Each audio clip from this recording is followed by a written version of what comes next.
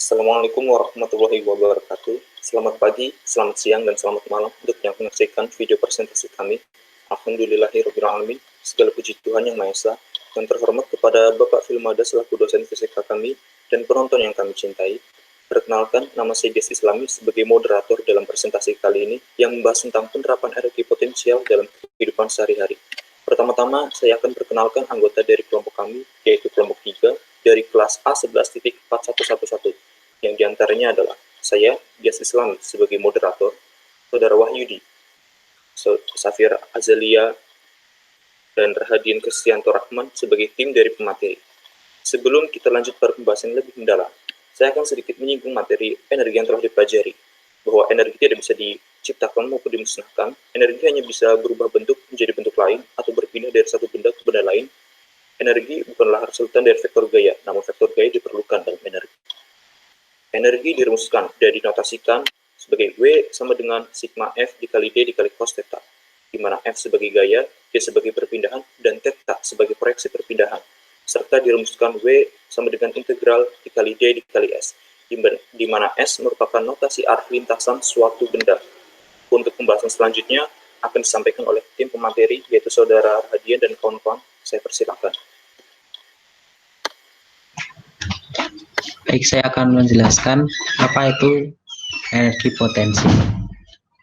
Energi potensial adalah suatu energi yang berada di dalam suatu benda yang memungkinkan benda tersebut mengeluarkan energi dengan sendirinya. Next slide.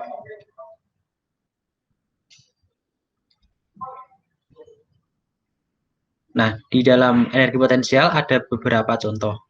Namun kita hanya membahas energi potensial gravitasi dan energi potensial pegas. Yang pertama, energi potensial gravitasi adalah energi yang dimiliki suatu benda karena kedudukan yang bergantung pada kecepatan gravitasi.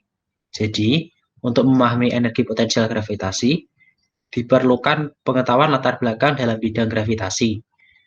Gravitasi sendiri adalah gaya yang terjadi karena massa apapun. Massa adalah kondisi yang diperlukan dan cukup untuk gravitasi. Nah, karena energi potensial gravitasi itu menyinggung soal kedudukan suatu benda, massa dan percepatan gravitasi, maka kita dapat menuliskan rumusnya sebagai energi potensial gravitasi sama dengan massa dikali gaya gravitasi dikali kedudukan suatu benda atau tinggi. Next. Oke, kita masuk ke energi potensial elastis. Energi potensial elastis sendiri adalah energi yang dimiliki oleh benda-benda yang bersifat elastis. Kita tahu bahwa sifat materi elastis ini sangat berguna. Ini adalah kemampuan material untuk kembali ke bentuk asalnya setelah kekuatan eksternal dihilangkan. Kita mengambil contoh bahwa diamati sebuah gaya yang diperlukan untuk menjaga batang elastis direnggangkan sebanding dengan panjang batang yang direnggangkan. Jadi, konstanta proporsionalitas dikenal sebagai konstanta pegas dan dinotasikan dengan menggunakan K. Ini memberi kita persamaan F sama dengan min K delta X. Dan tanda minus itu berarti kebalikan arah X atau terhadap gayanya.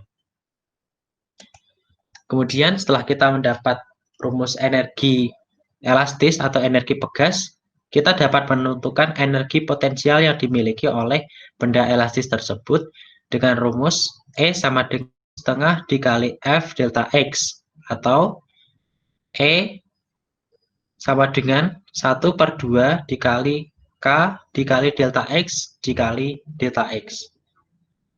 Next slide.